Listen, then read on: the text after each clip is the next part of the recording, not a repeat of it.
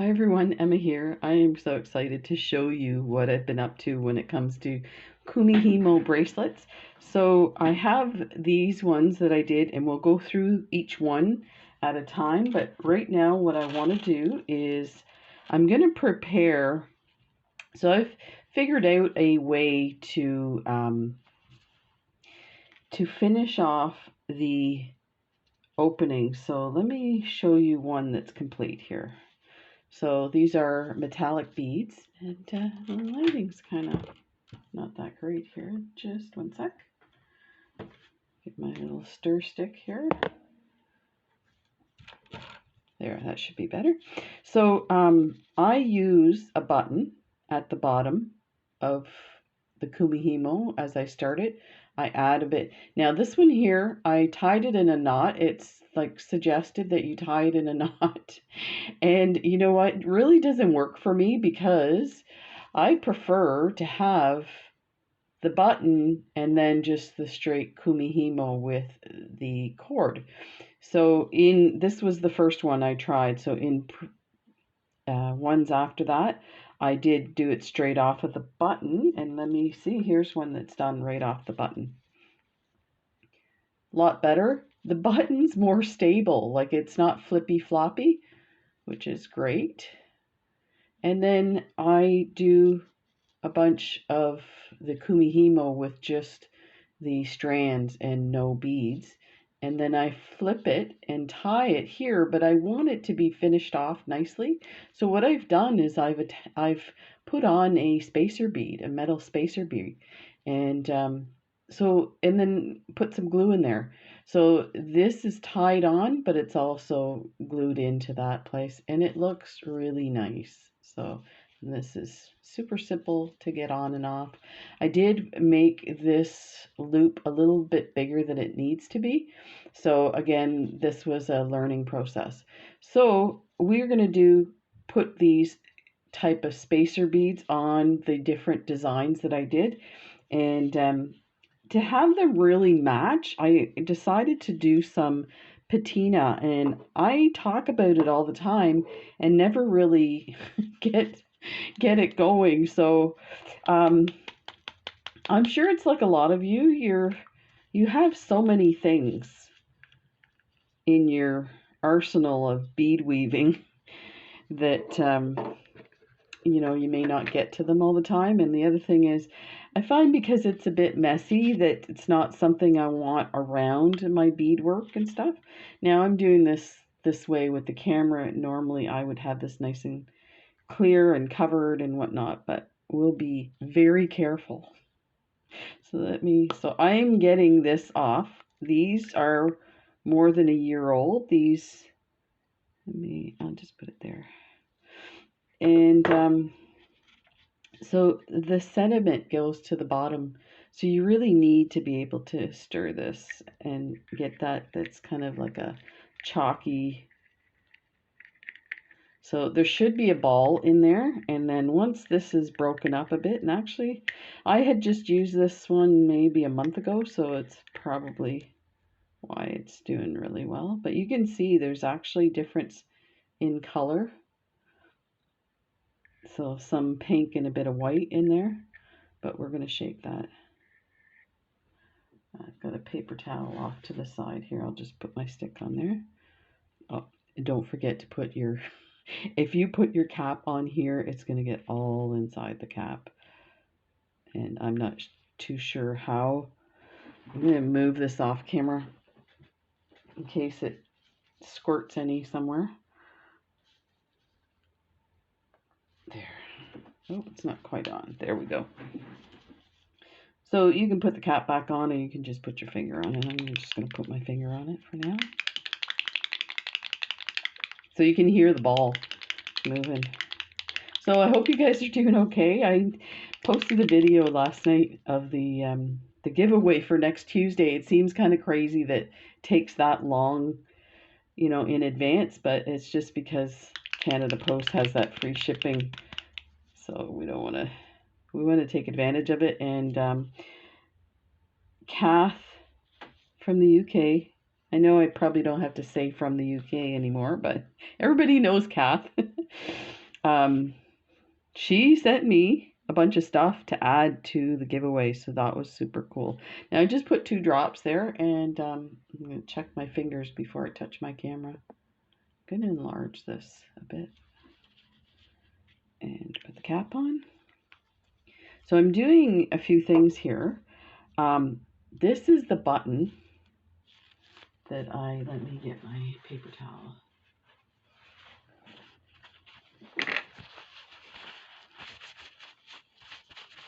So you can see how this gets really kind of messy. So this is a really cool button. This is I don't know, I think it might be pewter, but it has like, it could be copper as well. And you can see the copper color in the design. And then it has some white kind of silver mercury finish on it. So we're going to try and recreate that. So we have pink. That's probably too much pink for what we're going to do. But do you know what? I think I have some bronze here for another design. This might be better matched than the, let me see if I can get this without having to stir the bottom. I'm pretty sure I've used this one.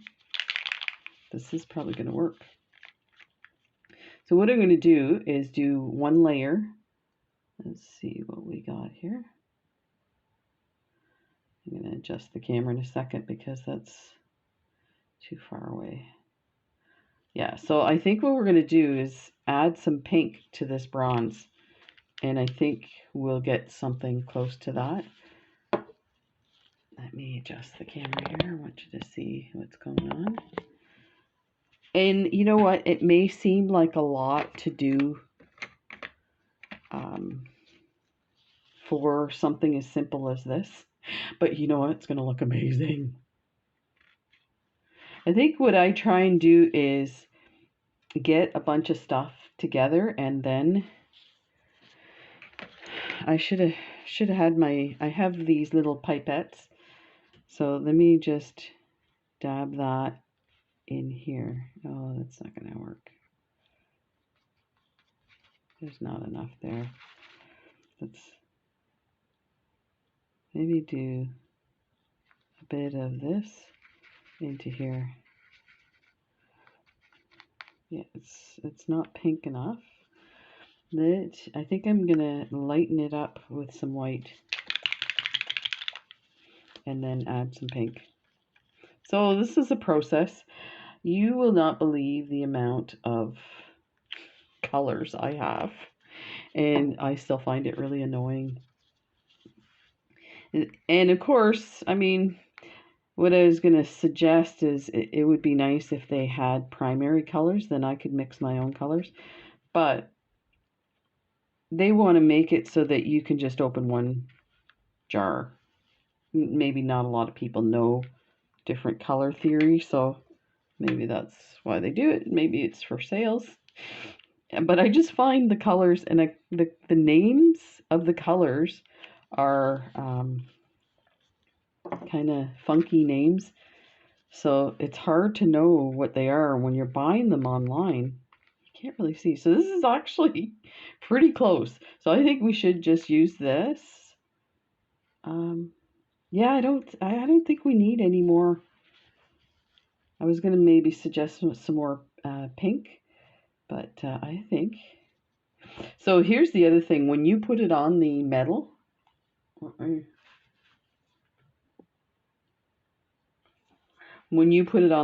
it's a bit translucent. So just remember that you might have to do multiple layers. I'm going to just try and put a whole bunch on there. It's not quite doing what I want, but you know what? It's actually closer to the color of what we're using. So, and you know what? You can just like do this kind of messy. It's not, that's a lot coming from me because I am so not a messy, designer, painter, whatever. But just remember, if it's wet, you're going to rub off what you've already put on too. So let's make sure that's covered. Let's just put it on the side there. And then we'll add a bit of white. So we'll let that one dry. In the meantime, I'm going to wipe off my brush. And I just use cheap dollar store brushes because this paint will destroy your brushes. Don't use your good painting brushes or somebody else's. You could do that, but you might not live very long. I'm an artist and I do portraits and stuff. So I have some paint brushes that I ordered from the States, and yeah, those brushes are in a special container. I use them all the time, but I don't want to get them mixed up with something else. So let's just, this is probably dry by now. Like, it's amazing how fast this stuff dries. So it's not exactly what I wanted.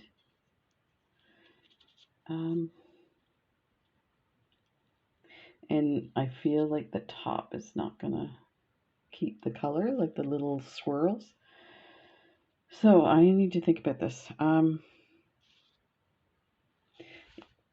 Maybe if we just do the straight up bronze, see if that does anything, especially for the second layer.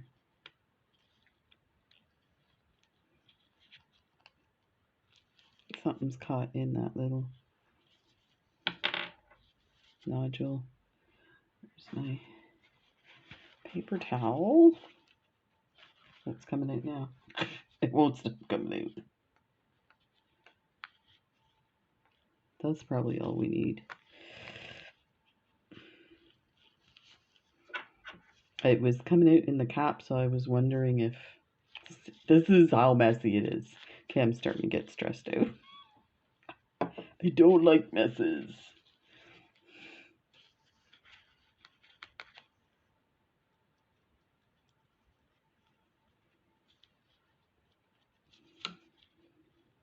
Just turn that. And if you really want to, you know, watch where your fingers are and stuff, you could put this on a dowel and paint it. Or take your pliers and hang on to one end kind of thing. So let's see if we can do this. It actually looks pretty good. And then we'll touch that up with the white to give it a kind of antique-y look to it.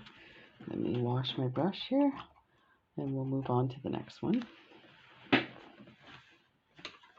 So the next one, let me, well, I'll just pull it over. Be careful not to. So this is the next one here. This one actually was made before all these the others, and this was my first attempt at Kumihimo, and you can see what I did to attach the cord.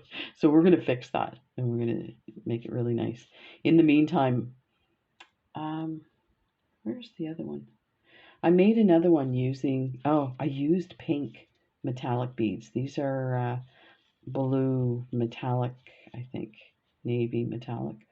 They look like the polychrome beads. They're super cool. And I got them at the Northern Bead Company, and they still have them, so if you're interested. So we want to have this sort of match. So we've got some turquoise patina and brass underneath, and I was hoping to find a brass spacer, and for some reason I don't have any. I know I've ordered them, but it could be that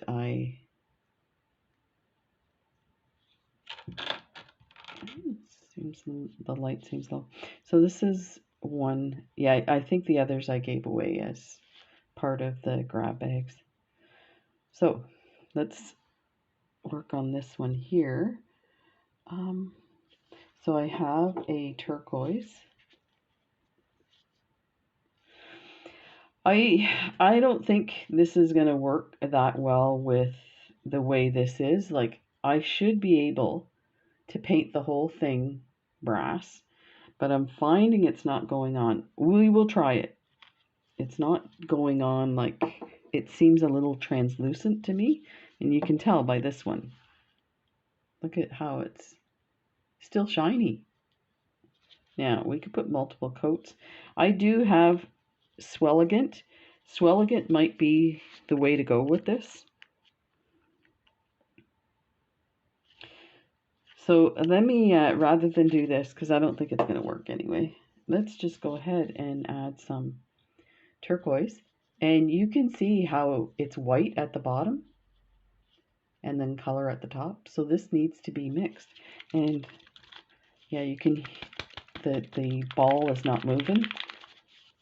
Yeah, and it's starting to. So this is actually, we won't have to stir the bottom, I don't think. And I do stir these ahead of the videos, but let's see what we got on this one. So this one's weird. It's very pale. Let's put it in here. I wonder if I put some darker.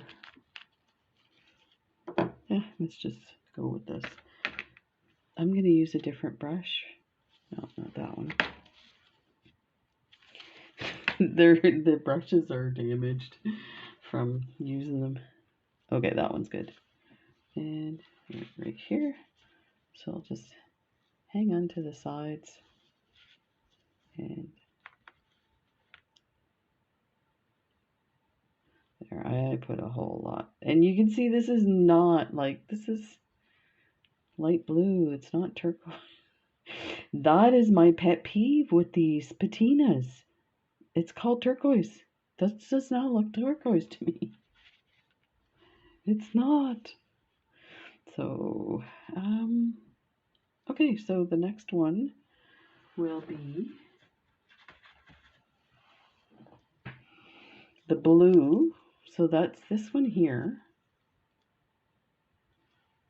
So we're gonna do, and this one, I kind of wanted, so this bracelet is, to me, like the sailor colors, blue and white.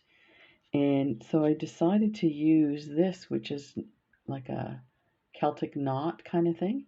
And they're narrow, so we're going to do two in case we need to. And just put them like that, side by side.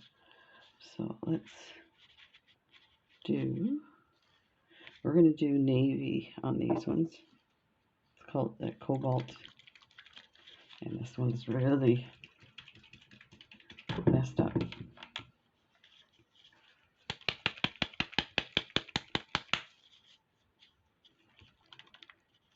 I wonder if this is like the white part of it. So maybe what I'll do is leave it because I want it dark.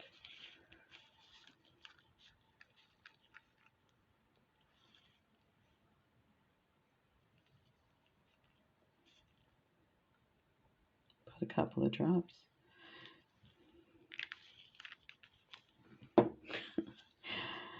I don't like working like this with all this messiness, but it is what it is.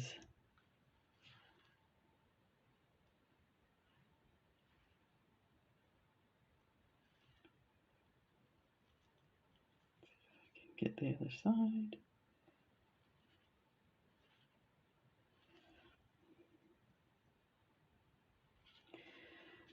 And oh, it's rolling off the table.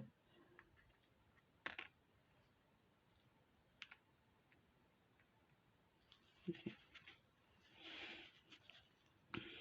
This actually is looking good, this one.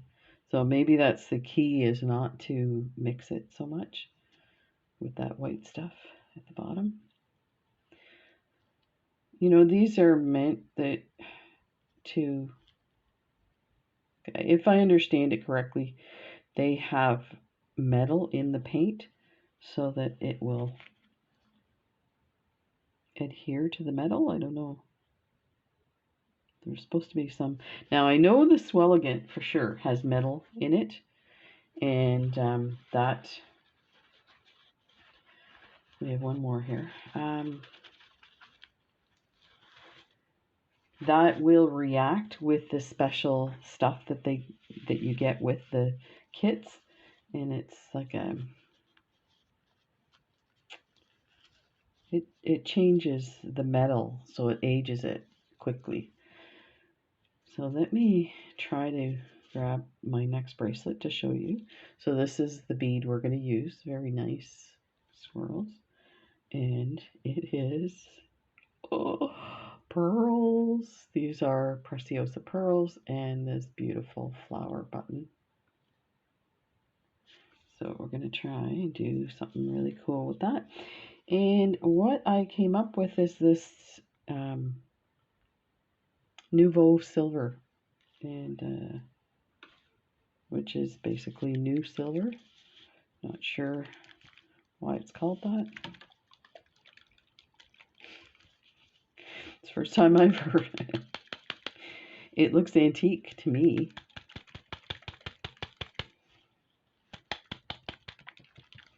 Okay. Let's get some in here. Oh, that's nice, actually. I'm liking it. That's probably enough.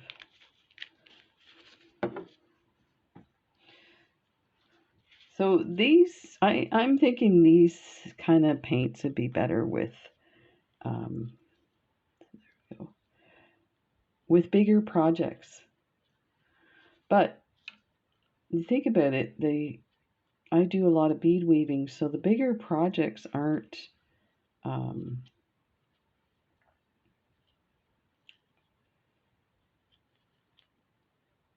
like I don't use them a lot. So that would be like pendants and stuff like that. This one's amazing. I'll be using this a lot, I think. Not quite what I wanted to do here. Let's just do it like that. There. So the other way you can adjust these guys is to maybe put some on your finger, but I find it dries really quick. Then you can brush it on. I have a bit on the brush. I'm thinking we're going to try, which one? This one here, this bronze. So these are probably all dry now. So let's see if we can brush it on the top layers of the filigree. Just take a little corner of the brush. It's working actually.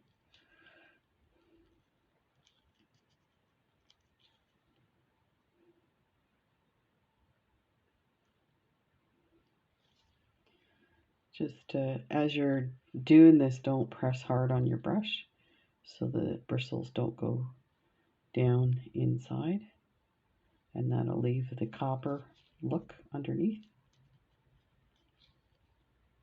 So that's what it looked like, and that's what it's going to look like. Some more here. And you can get Gilder's paste. It does the same thing. I haven't been able to find it here in Canada. So if you have any ideas, let me know. Just looking at this one here. This one might be still a bit wet, but I think we're going to highlight it with this. And you can just tap the top as well. Oh, this is looking nice. I think I found my new favorite color. Is this silver? Nouveau Silver. Yeah, it's still a bit wet. So tapping it is doing the job here. Let's get some more on the brush. Turn this.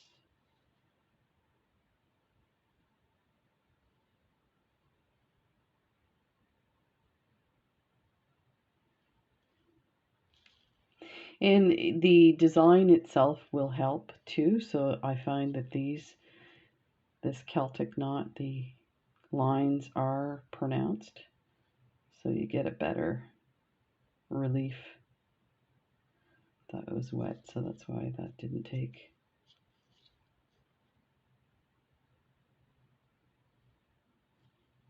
there. That's awesome. Let's see what we can do. Okay, so the blue, we might want to put some white in the blue. So this is, let me see what happens if I put some silver. It's almost too much. Yeah, there's not a lot of relief on this one. Let's put some white on those. And clean our brush, and then we're set. We'll start putting together the ends. Get our white.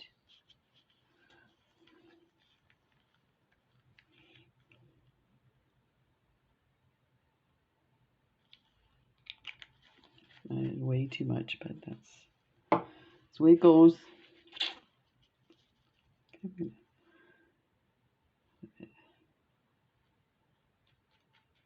just dab that. See, yeah, it's covering it. This is the paints are too liquid, and the relief on these are pretty small. So it's just seems to be kind of mixing with the blue. It's giving it like a purple look. I think we're going to use a different one on this. So we're done with this. Let's put this aside. Just quickly wet my brush. Oh, I just busted my... Let's get rid of these guys. And I'm going to cover the water. Oh, here's the other thing that I didn't... We can glaze these. So I will not worry about that for now. And I am going to move this completely far away because it's still got some wet paint in there. This is my water tray. Over here, my gloves.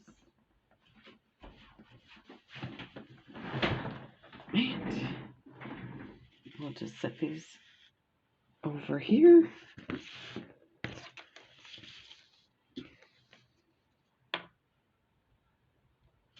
Okay, so the pink one,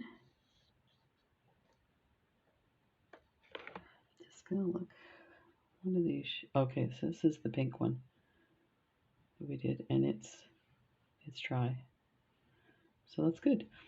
Perfect. Actually, this actually looks really good. I am shocked. At a distance, you can really, like, when you put it up next to the pink beads, it starts to take on that pink color. I mean, it's not as prominent as this, but it's still pretty good. Okay. So I get done with my Kumihimo, and I do enough to create a clash. So you have to pay attention to your button size. So something like that is perfect. Now I just, to finish, put these aside, I just do these slip knots so that I know where stuff is. So I'm just going to undo the slip knot. Okay. And I have the two, 4 strands on each side like this.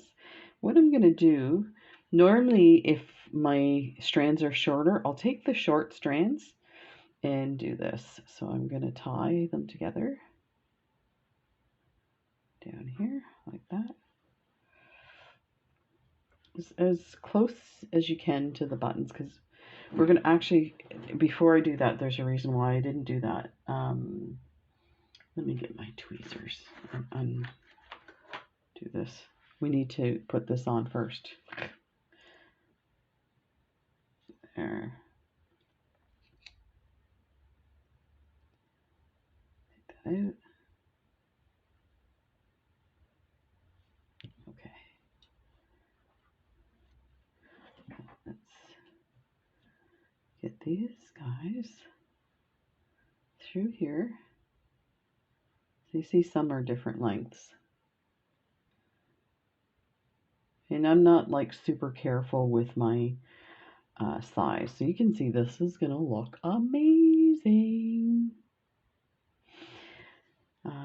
Yeah, the lengths of my thing, I measure them with a ruler, but I'm not like super, as long as they're, what I've done, yeah, I've created some knots already so that this doesn't unweave.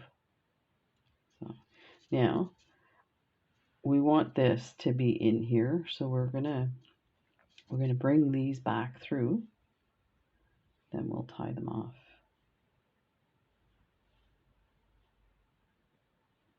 Like that. Once you have them down a bit, you can just push the bead up and it'll go over the strands. And there's one more here. So just hang on to this piece so it doesn't pop off. So this is kind of where we're going to want it. So this needs to come down some more like that. Now we can take this and just move it up a bit so that we can attach these guys. So let's go through and just take 4 on one side, 4 on another. This part here is up to you how you want to do this, and this again is still a work in progress of figuring things out. I don't think it's necessary to do this, so we're gonna tie off 3 sets, and then the final set we're gonna take and we're gonna weave through some of these beads, knot it off, and end it, cut everything, and then put some glue and slide that back on. So that's what we're doing. So if you have a better suggestion on what to do with these extra strands, I just want to make sure that those extra strands are not going anywhere. So you could weave each one through. I think that's a bit of overkill since we're putting a bead and adding glue. It's not really necessary. So there's the second one. And just to let you know, I am doing a bunch of research on Kumihimo. When I posted the first video of, I think it was this one that I did. Can't remember. Anyway, just explaining. I'm new to this too, so this is a learning process for me.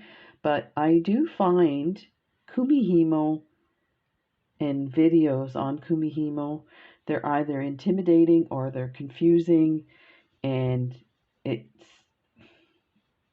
they don't I feel anyway, in my opinion, is they don't explain the things that are important to me. So that's why I did the video, and since I've done that video, I'm getting a lot of people commenting the same thing, that they liked my approach so that it was easy to understand. So now I have the last 2 strands I'm going to take and just wherever you feel you need to put your threads and tie it off is where you do it. So I might go through a couple of beads, make a knot, and then hide the tail. And I'm just gonna kind of weave. I have in the past weaved through some of this, and it's incredibly hard to get your needle and stuff. I'm using a collapsible needle. You can see this is a bent needle, and I straightened this before we started. So yeah, let me just go through some beads. But yeah, so I'm going to be doing some more Kumihimo stuff, and what I want to do is there's specific designs that are out there that are so cool, and I don't see why they have to be so difficult. I just poked myself. These needles I got from